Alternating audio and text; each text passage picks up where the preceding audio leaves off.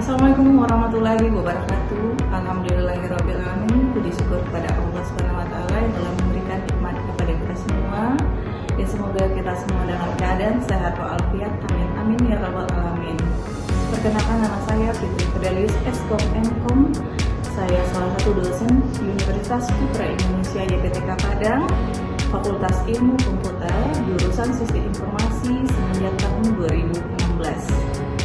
Pada kesempatan ini izinkan saya menyampaikan pernyataan diri dosen sebagai unjuk kerja Tridharma Perguruan Tinggi di bidang pengajaran. Tujuan video ini adalah sebagai salah satu pelengkap dan atau persyaratan untuk mengikuti sertifikasi dosen tahun 2025. Di kampus UPI YPTK Padang, saya dipercaya menempuh mata kuliah Manajemen Proyek Sistem Informasi, yang mana manajemen proyek sistem informasi ini dengan bobot 3 SKS pada semester 6 sebanyak 16 kali pertemuan, sudah termasuk ujian tengah semester dan ujian akhir semester. Untuk deskripsi mata kuliah manajemen proyek sistem informasi, ini memberikan ilmu kepada mahasiswa dengan pengetahuan tentang manajemen pada proyek sistem informasi untuk memiliki kompetensi tentang proses bagaimana fase inisialisasi, fase perencanaan, fase pengembangan sistem, fase pemeliharaan sistem, dan fase akhir dalam melaksanakan proyek sistem informasi. Dengan capaian pembelajaran mata kuliah ini, yaitu mahasiswa mampu memahami, mengidentifikasi, dan menerapkan konsep, teknik, dan metodologi yang digunakan untuk manajemen proyek sistem informasi. Yang kedua yaitu capaiannya adalah mahasiswa mampu memahami dan menjelaskan metodologi pengembangan sistem informasi, mulai dari pengembangan sistem berorientasi objek, dan metode yang digunakan yaitu Software Development Life Cycle atau SDLC, dan pengembangan Agile. Berikutnya yaitu mahasiswa mampu menginisialisasi, merencanakan, mengeksekusi, mengendalikan hingga menutup proyek sistem informasi itu sendiri.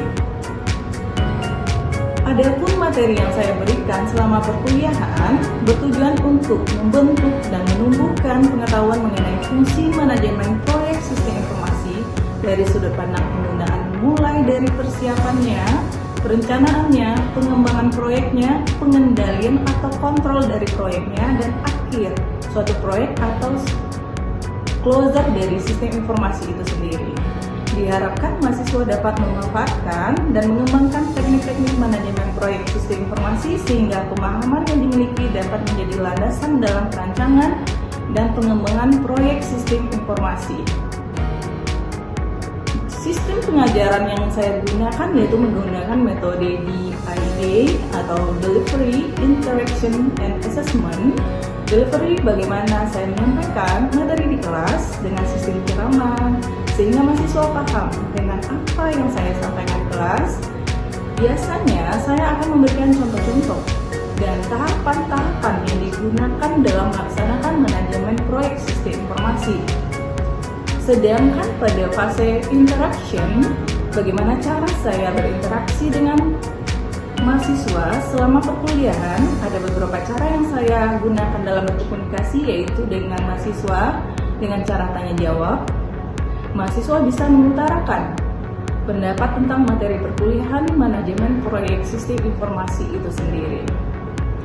Pada tahapan assessment ini saya melibatkan penilaian hasil belajar mahasiswa.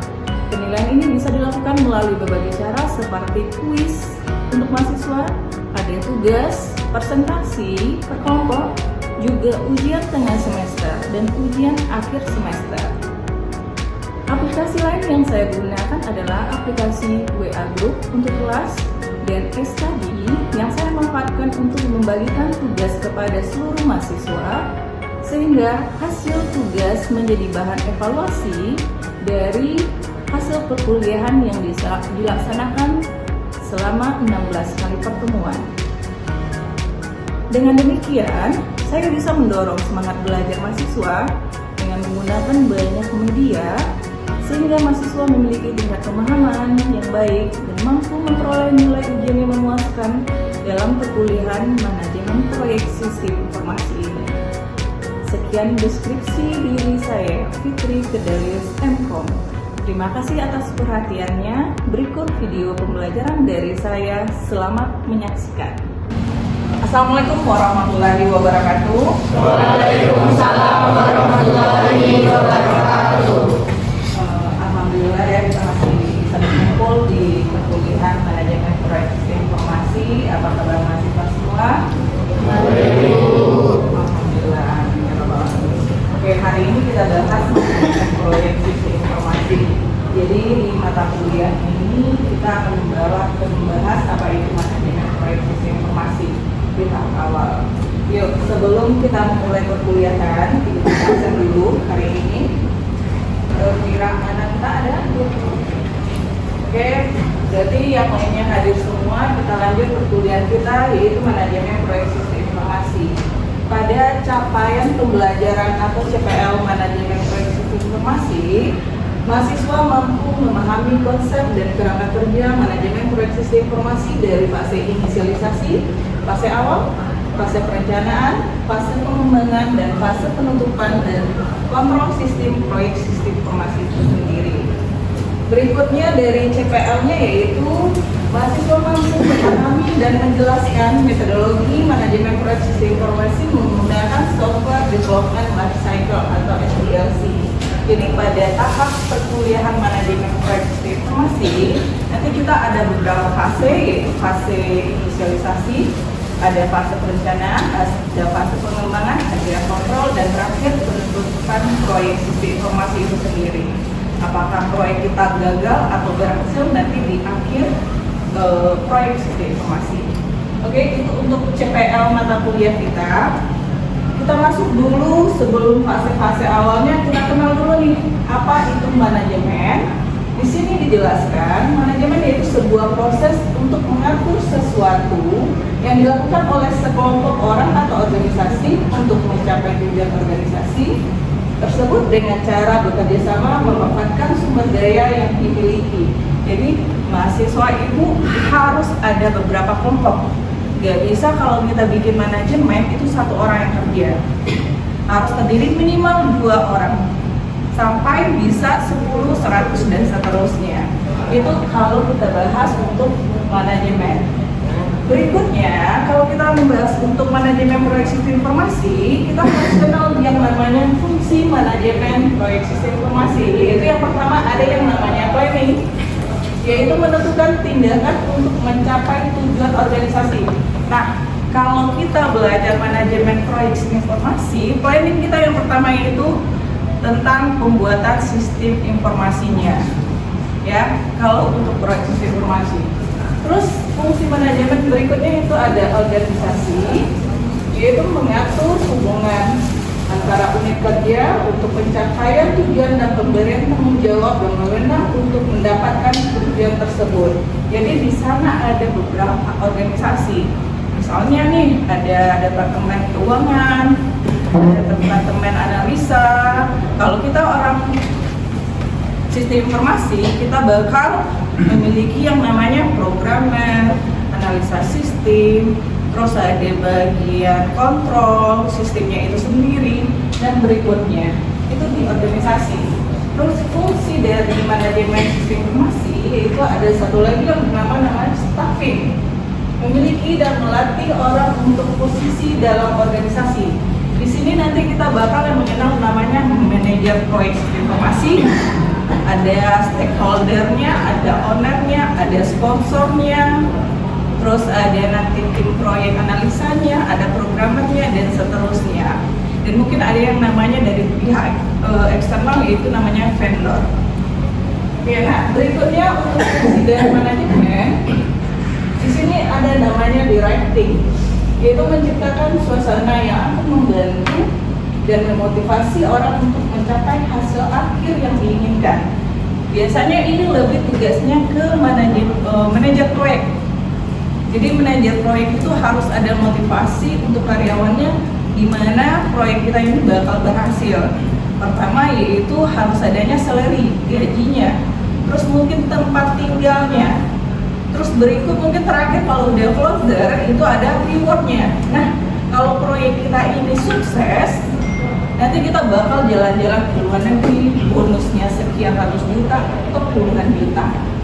Oke, berikutnya untuk fungsi manajemen yang terakhir yaitu ada controlling, yaitu menetapkan, mengukur, dan mengevaluasi kinerja kegiatan menuju tujuan yang direncanakan. Nah, kalau kita orang proyek sistem informasi, itu ada namanya kontrol. Kalau mahasiswa itu yang udah belajar tentang pemrograman itu yang ada yang namanya running, bugnya gimana, sukses atau tidaknya suatu proyek itu untuk proyek sistem informasi.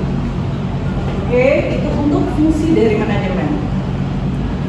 Terus kita kalau bahas manajemen proyek sistem informasi, kita harus tahu nih apa itu proyek. Katanya di sini proyek adalah suatu rangkaian pekerjaan yang diadakan dalam selang waktu tertentu dan mempunyai tujuan khusus. Jadi di sini waktunya nggak bisa lama kalau proyek, waktunya cuma singkat. Beda kalau kita jadi karyawan perbankan, asuransi, PNS dan seterusnya.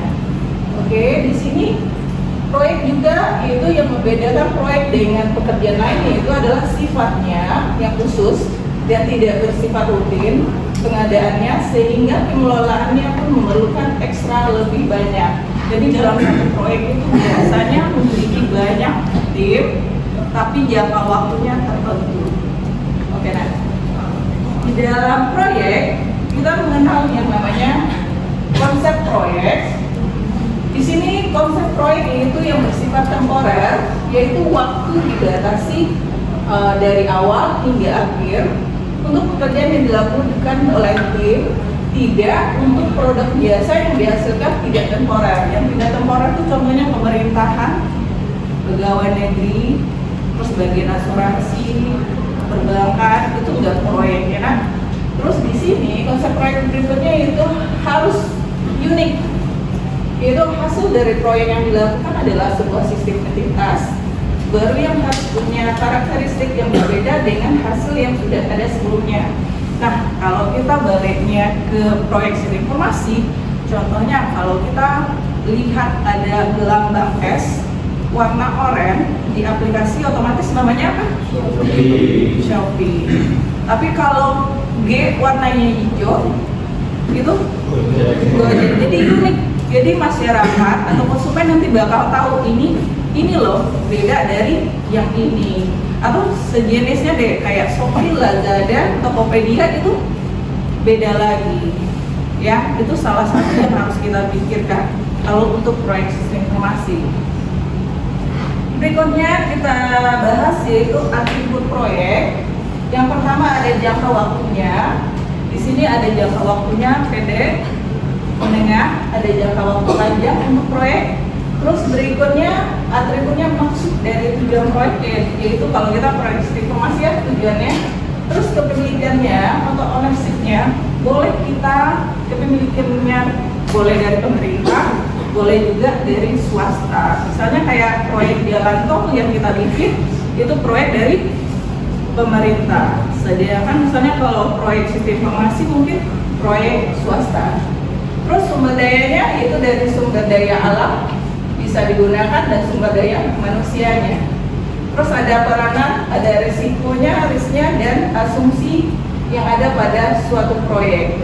Ini asumsinya bakal sukses atau tidak proyeknya bisa jadi. Terus atau proyeknya bakal gagal bisa jadi juga. Terus atribut proyek itu tugas saling ketergantungan interdependen tesnya. Jadi nggak bisa departemen keuangan tanpa departemen bagian analisis sistem dan tidak bisa juga manajernya ada, karyawannya nggak ada ya, jadi harus ada ketergantungan.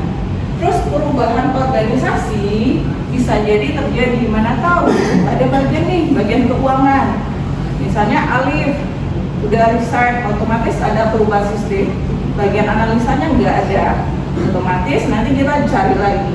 Atau kita kerjasama dengan vendor, kita kerjasama dengan Telkomsel, ternyata Telkomselnya nggak sesuai dengan anggaran, bakal kita ganti lagi. Ya, perubahan itu harus kita perhatikan.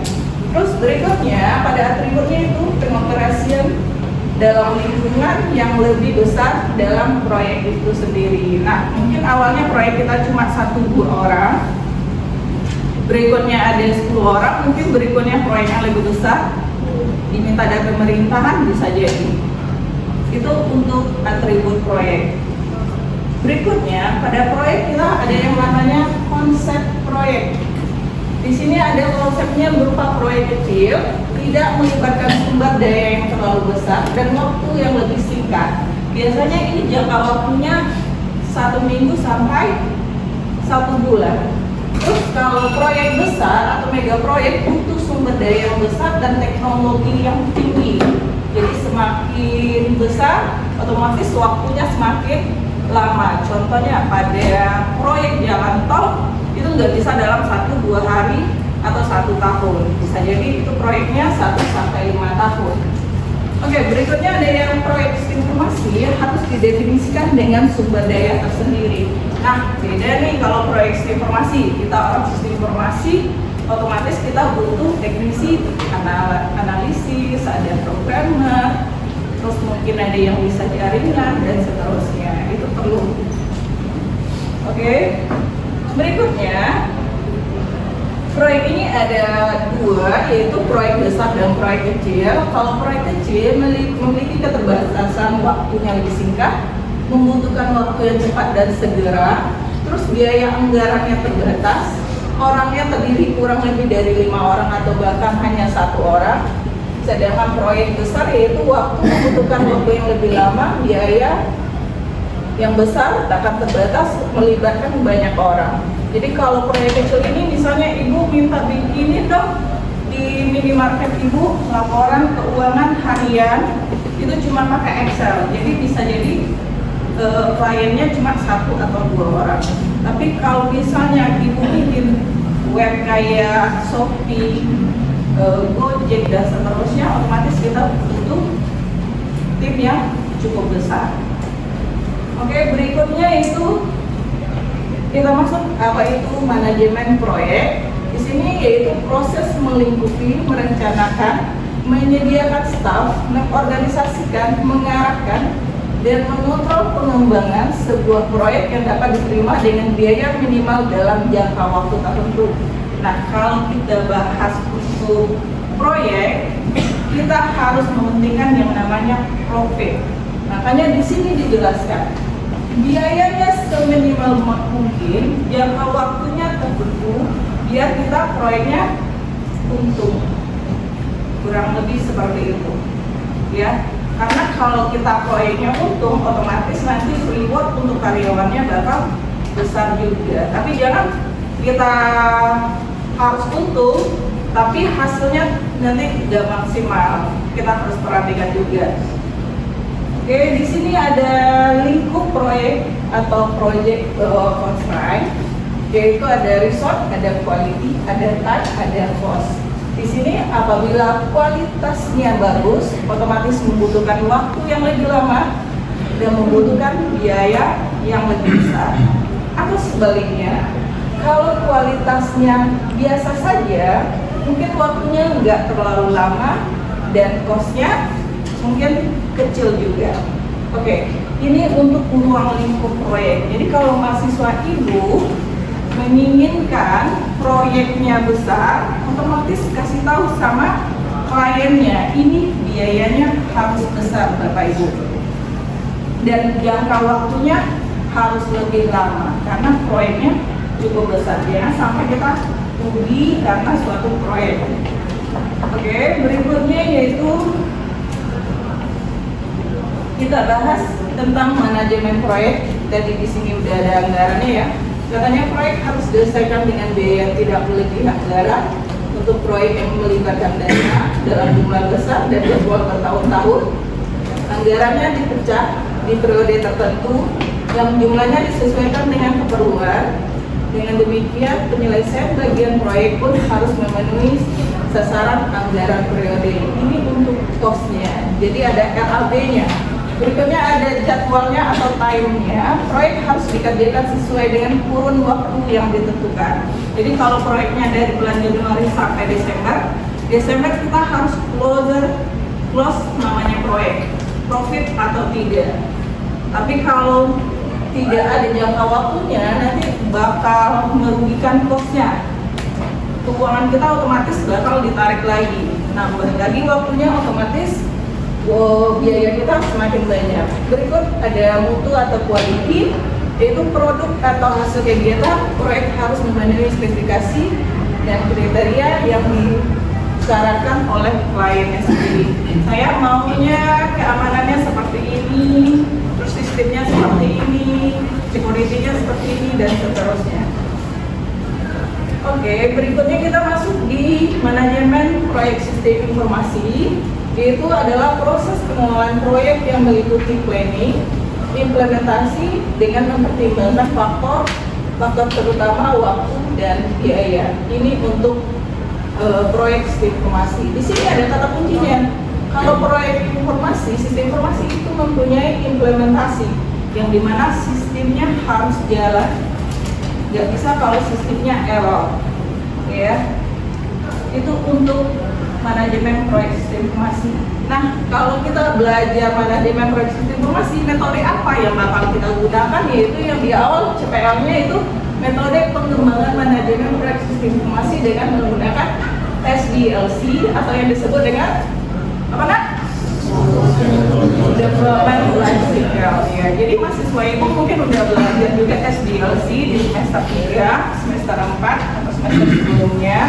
Di sini kita menggunakan metode ini yang bisa kita terapkan di manajemen proyek sistem informasi. Pertama yaitu requirement analisisnya. Analisanya seperti apa? Nanti ada kasirnya. Kalau kita ada di minimarket ya, ada kasirnya, ada konsumennya, ada bagian gudangnya, ada manajernya, dan seterusnya. Terus kita bikin desainnya, koneksinya seperti apa, kita bikin DFD-nya, konteks diagramnya, atau kita menggunakan UML. Terus implementasinya, kita pakai aplikasi apa, seperti Java, Python, apalagi VB, dan seterusnya, bahasa C, dan seterusnya. Terus kita testing, bugs-nya, RAM-nya, apakah jalan atau ada error sistem. Berikutnya evaluasinya, kita evaluasi sistemnya jalan atau tidak, kliennya puas atau tidak. Kalau seandainya kliennya tidak puas, berarti otomatis kita nggak bakal dipakai lagi oleh perusahaan, dipakai lagi oleh klien berikutnya. Ya, itu untuk SDLC-nya kalau manajemen proyek sistem informasi. Berikutnya kita akan bahas yang namanya tahapan manajemen proyek sistem informasi yang bakal kita bahas nanti pertemuan-pertemuan berikutnya. Yaitu yang pertama yaitu fase inisialisasi atau permulaan. Kita tentukan dulu kliennya siapa saja. Terus di sini ada planning, perencanaannya seperti apa, mau bikin webdesign kah, mau berbasis Android kah, atau pakai yang lainnya. Terus eksekusinya, implementasinya kita terapkan di sistemnya.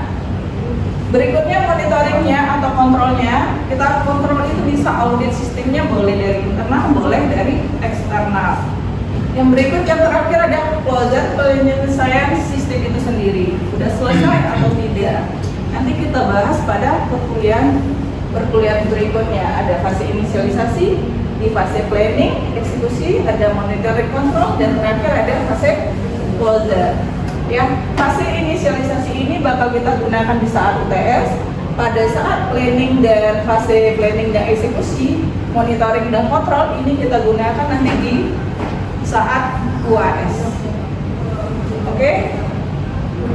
Oke, itu ini ada kesimpulan untuk perkuliahan hari ini, yaitu katanya bisa dibaca kemudian.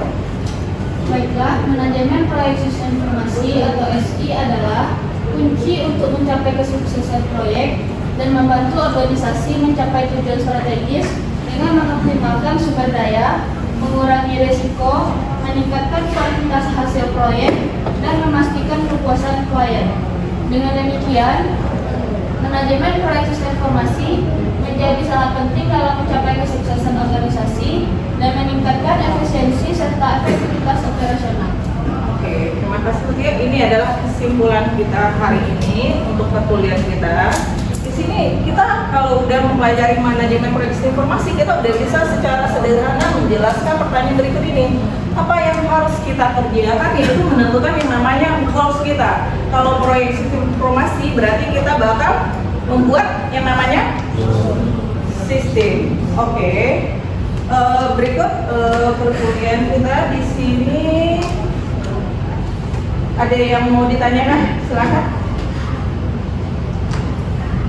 Ada yang mau bertanya? Perkenalkan, nama saya Angelika Ramski dengan nomor BP 220302 yang bertanya, siapa yang menyelesaikan tugas manajemen proyek sistem informasi? Oke, bagus saja. Terima kasih atas pertanyaannya. Ibu bakal jawab. Kalau siapa berarti orang ya. Di sini kita ada bagiannya ada dua, yaitu bagian internal dan bagian eksternal. Kalau bagian internalnya itu ada manajer proyek, bagian analisa, bagian kontrolnya dan seterusnya. Nah, kalau dari eksternalnya itu bisa dari pemerintahnya, ada bisa dari kliennya, terus dari vendor orang luar bisa juga. Kita kalau proyek itu nggak harus dari bagian kita, misalnya seperti ini. Kalau kita kerjasama sama Telkomsel, otomatis itu bagian eksternal orang luar. Kita harus bisa menyesuaikan dengan orang luar juga. Jadi semua proyek itu nggak bisa kita kerjasama dengan satu orang saja atau internalnya saja. Oke, cukup Angel. Oke, next berikutnya ada lagi yang mau bertanya? Ya, silakan Rizky. Baik, perkenalkan nama saya Rizky Obatri dengan nomor BP 220115. Jadi saya akan menanyakan bagaimana dengan pembiayaan atau anggaran pada manajemen proyek sistem informasi. Oke, bagus pertanyaannya Rizky. Terima kasih. Kita bahas tentang anggaran. Tadi udah Ibu jelaskan juga ya di depan. Itu ada yang namanya cost. Boleh dilihat lagi, di sini ada anggarannya. Kalau kualitasnya atau proyeknya semakin besar, otomatis waktunya semakin panjang, jangka waktunya semakin panjang, dan cost-nya itu semakin besar. Ya.